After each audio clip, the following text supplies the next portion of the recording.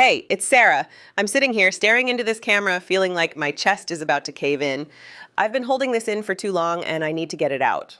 This is my story, my truth, about the moment my world shattered. The moment I found out the man I loved, the man I built a life with, betrayed me in the worst way. So grab a coffee, settle in, and let me take you back to the day my heart broke. It was a Wednesday evening, just another ordinary day, or so I thought. I'd come home from work, exhausted, ready to collapse on the couch with a glass of wine. My husband, James, was already there, sitting at the kitchen table, his face unreadable. "Sarah, we need to talk," he said, his voice low, like he was about to drop a bomb. My stomach twisted. You know that feeling when you just know something bad is coming? Yeah, that was me. I sat down, my hands trembling a little. "What's going on?" I asked, trying to keep my voice steady.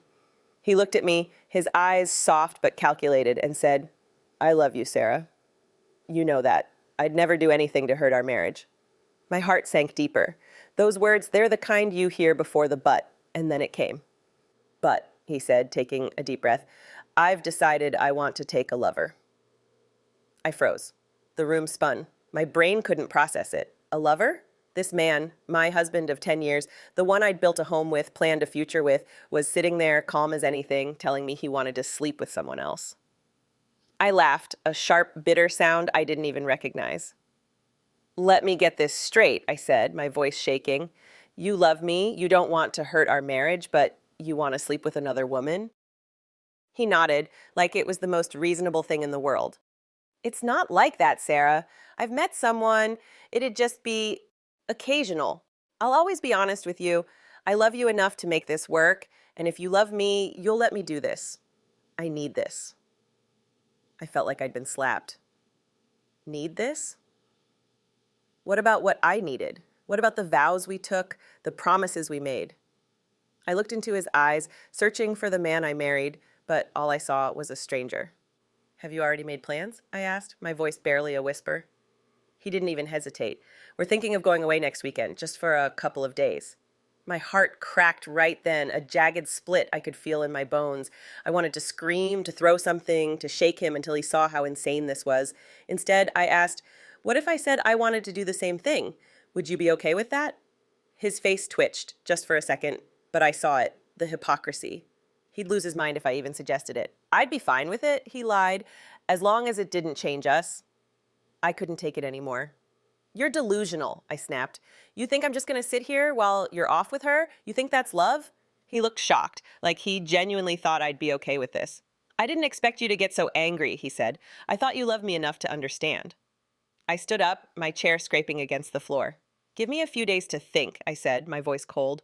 "We'll talk Sunday." I walked away, my legs shaking, and locked myself in the guest room. I didn't sleep that night. I just lay there, staring at the ceiling, replaying his words. A lover. The man I'd given everything to was planning to betray me, and he had the nerve to act like it was my job to accept it. By morning, I knew one thing for sure. If he went through with this, we were done. I couldn't live with someone who thought so little of me. But I needed proof, not just for me, but for the divorce I was already planning in my head. So I got to work. I called out of my job, citing personal reasons, and spent the day gathering what I needed. Voice-activated recorders, a phone tap, GPS trackers, small ones I could hide in his wallet and car. I hacked into his email, found a secret account he thought I didn't know about. And there it was, a goldmine of betrayal. Emails with her, some woman named Lisa, a coworker. They were planning their weekend, gushing about their romantic getaway to a hotel in Chicago. He hadn't slept with her yet, but they had it all mapped out. Room 125 at the Hilton, dinner, dancing, and I couldn't even read the rest. I felt sick, but I kept going. I planted the devices, set up email forwards, and by Friday, I was sitting across from a divorce lawyer, laying out my case. Adultery, I told him. I had emails, phone records, and soon I'd have audio and video. He nodded, impressed, and said it'd be an easy case. I felt a grim satisfaction, but it didn't dull the pain. That weekend, I barely spoke to James. He tried to act like everything was normal, but I couldn't even look at him. Sunday afternoon, we sat down again. I went first. "I've thought about it," I said, my voice steady despite the storm inside me. "I can't be okay with this. It's already destroyed us. You can't see that?" He sighed. like I was the unreasonable one. You're being selfish, Sarah. If you loved me, you'd understand. I laughed again, but it was hollow. Selfish?